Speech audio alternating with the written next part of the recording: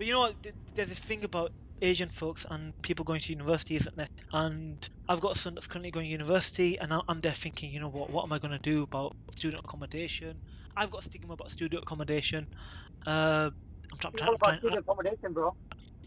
Uh, yeah, you know what? So I've never I stayed at home, so I've got no experience. But man, you stayed in the university halls. Well, I said student accommodation for about 3 years. 3 years. Okay, so clearly it wasn't that bad. Alhamdulillah, you know you're quite But rooted and level-headed. it's true, but the thing is that for me it was different because I was moving away from home, and it was the first time in which I had my own space. So I kind of just hacked it out for another 3 years, man. I probably shouldn't have done that. I should have bought an apartment in town from a lot sooner.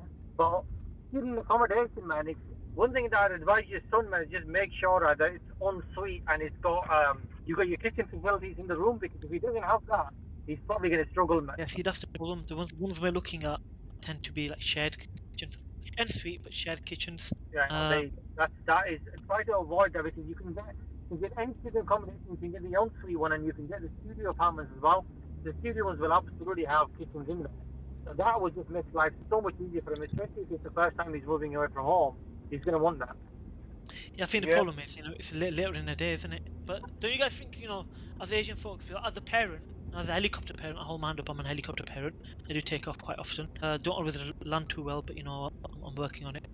We have an increased stigma and negativity around student halls, as well as kids going off away to stay at university. Or is that localized to where we're from? One thing I would say that it's not necessarily a stigma, but it is the fact that Asians are generally speaking accustomed to living in a extended family setup. You're going away from that, and now all of a sudden you're living independently. But all of the things in the chores and stuff that would normally be done by families, you have to do yourself. That is actually quite hard to get, to grips with. I know I did. I had to cook myself. I had to clean. I had to, wash clothes. Everyday chores that our families do and we take for granted isn't there.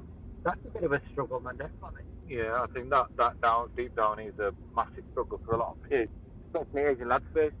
Let's just call a spade and call the elephant in the room. A lot of young lads who are, especially Asian men, have been pampered by their mums. I have been all my life. My mum did everything for me. I still am. If I ever walked out and if I lived away, I know I would struggle deeply. I can't cook. The only thing I can do is make beans and toast or make a huge shake, put all my protein in and everything. I can make that. But yeah, and I think has that been a good thing for me? Because I've got friends who have moved out when they were 16 and they're self-sufficient, know how to do everything, and they laugh at me. They think you can't live on your own. I'm like, yeah, I can.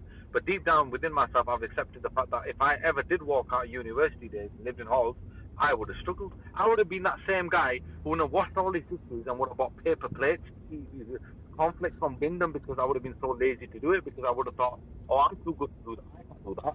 But I think that on the other end, I've got friends who moved out and they were self-sufficient. They would absolutely everything, and they would cook and clean, take their clothes to the laundry, wash them, iron them, put them up, and I'll be like struggling.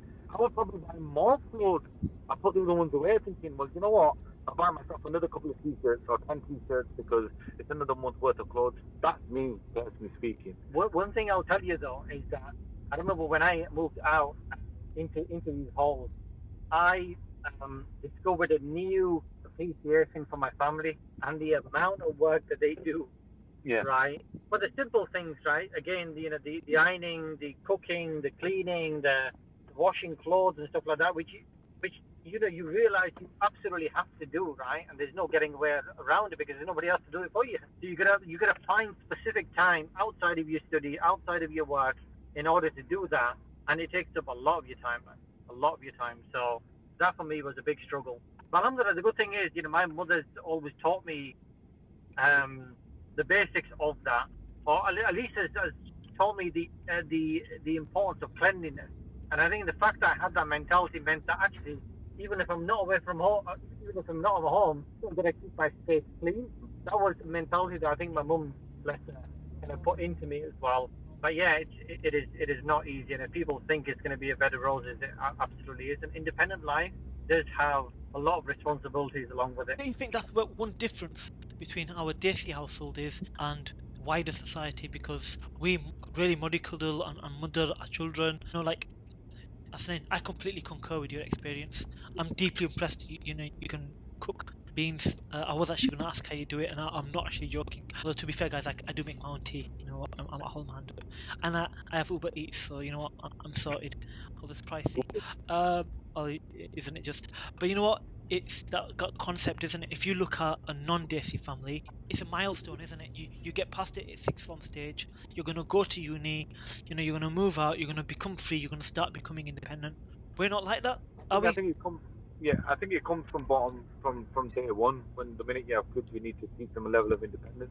If you're going to mollycoddle them, pander to their every needs, then you're actually doing a disservice to the child. I think personally. So, prime example: if my toddler decides to throw a paddy and throw all her toys on the floor, and I decide to come up, oh come on, you don't worry, Daddy will do it for you. Subconsciously, just planting a seed in there, thinking every time I do it, Dad's going to clean it up. If I turn around and say no, excuse me, but you've got to clean it up, and she might throw a tantrum and scream at her the house on, and I just think, right, I'm going to be the parent now. I'm going to stay quiet, you know, until you've done what you need to do, I'm not going to listen to you. Those are habits that we need to start from day one. So I would do that. I would like, now clean up, she'll clean up. And then that gives them a level of independence. I need juice, I need water. Well, you know where the cup is? Here you go, pick it up and drink it yourself. I need to eat my food. I'm not eating. No, well, you will eat before you would leave the house because I'm not taking you out. So they feed themselves. And then when they go to school, it's just an easy transition. Oh, yeah, I know how to eat my own food. But then when you see people who don't do that and, you know, mollycoddle them to the point, oh, no, they're my child and my baby. And when they turn 15 and they're still my baby, they're 16, that's where the problem starts. So when they do go into halls of residence, it's a massive culture shock because everybody else is independent and it's a fast-paced world. And then you're the first one on the phone and saying, Mum, I need you to come and clean it. It doesn't work like that. So it starts from day one, you build on it, and then when they get to a certain point, it becomes the norm. It's easier. I think in our past, I remember when I went to university, I stayed at home because Bradford University was a doorstep. But I would never ever imagine or envisage ever going to university further away from home, like you Manchester, Liverpool, because I had the fear element. I wasn't ready to just leave the nest. But my nephews and nieces now, if they want to go, they will do it because they are the first ones to think, I want to experience that. I think we encourage that now as second generation Pakistanis. But first generation Pakistanis, my mum would be, no, you're not leaving my side. You're staying here. Go to university, come back home, come home. And the food was cooked for me, and I was like, yes, I can chill now. Everything's done. Oh, mum, where's my tea? Oh, putta itsi here. I've done itsi for you. It's all ironed. Oh, it's done. But if I had to iron my own clothes, in those days, I would have been like, what is this? Where am I? You don't love me no more, mum and dad. But I think now kids are like, no, you do it yourself. Get up with it, get on with it. And I think we've learned the hard way. I have, and my children are still relatively young, but I'm instilling those habits in them. Can I just check? And then, do you actually iron your own clothes at the moment? I do my tracksuit, which Oh, don't well need done. ironing. I do my trousers if needed, my jeans. But yeah, But you know, it's interesting to be talking about ironing. I ironed a kid's swimming suits ages ago, and I ended up burning swimming suits. But that's a whole different story. Indeed. You know what, guys? That's a great place to leave it off. Till the next one. See you soon.